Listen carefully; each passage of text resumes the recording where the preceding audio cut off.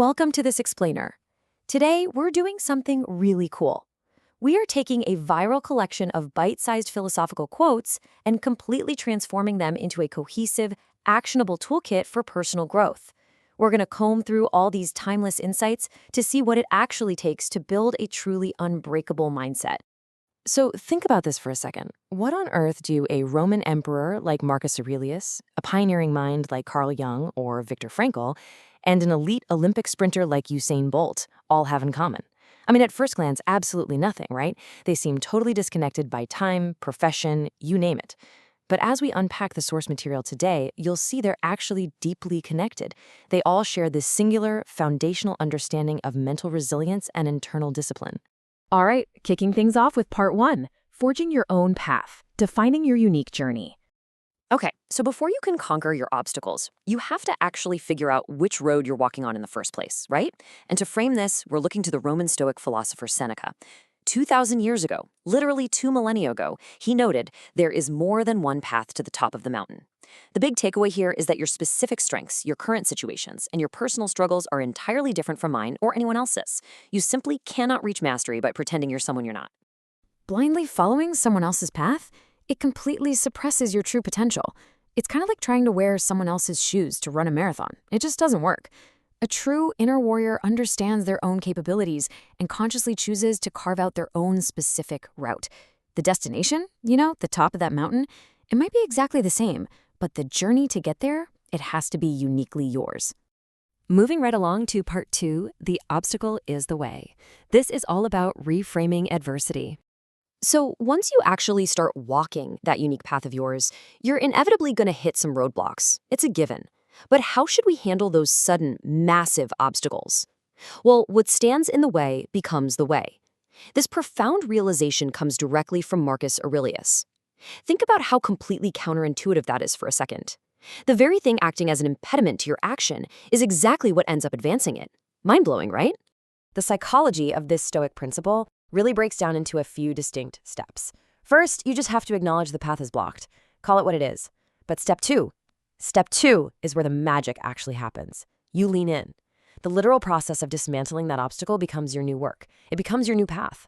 You can't just bypass it. You can't run away. You have to emerge straight through it, not around it.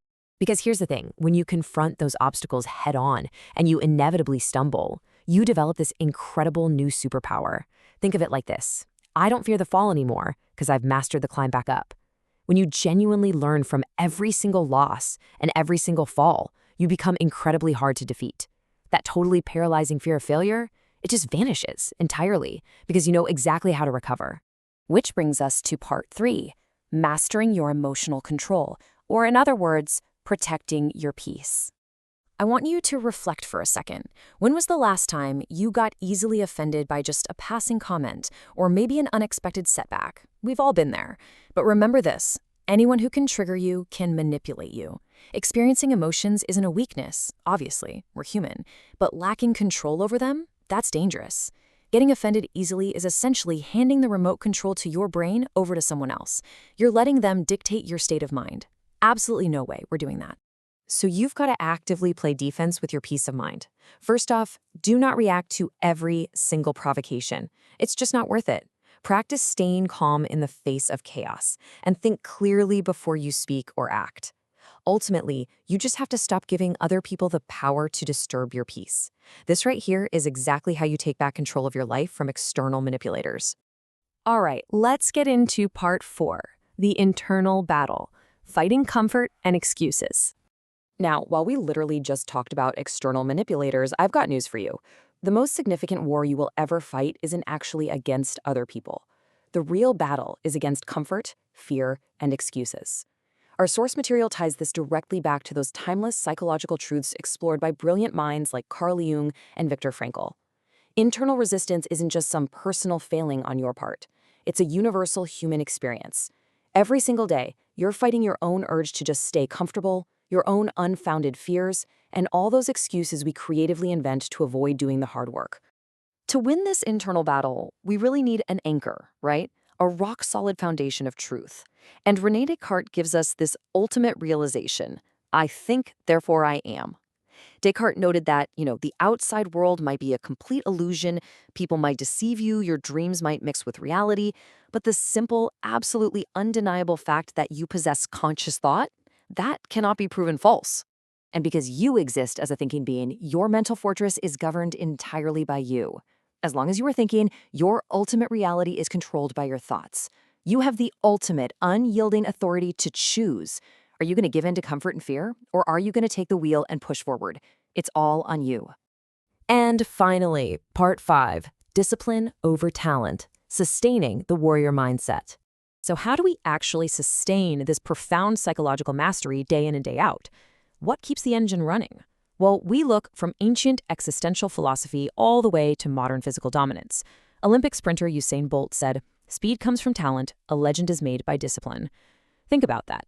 Even a guy gifted with quite literally the most profound physical talent in human history knows that talent alone is completely fleeting. Talent is just one single factor in the massive equation of success. If you want to elevate from being just good to becoming an absolute legend on your unique path, there is only one unmatched trait that gets you there. Number 1, relentless daily discipline. Without discipline, all this philosophy we've explored today, it's just words. But with discipline, it transforms into an unbreakable mindset. So I want to leave you with a lingering, kind of provocative challenge based on everything we've uncovered in this explainer today. The next time life drops a massive roadblock right in the middle of your unique path, the next time someone tries to trigger your emotions, or the next time comfort tries to win that internal battle, what will you do with your next obstacle? Are you going to try to go around it, or will you let it become the way? Think about it. Thanks so much for learning with me today, and I'll catch you on the next explainer.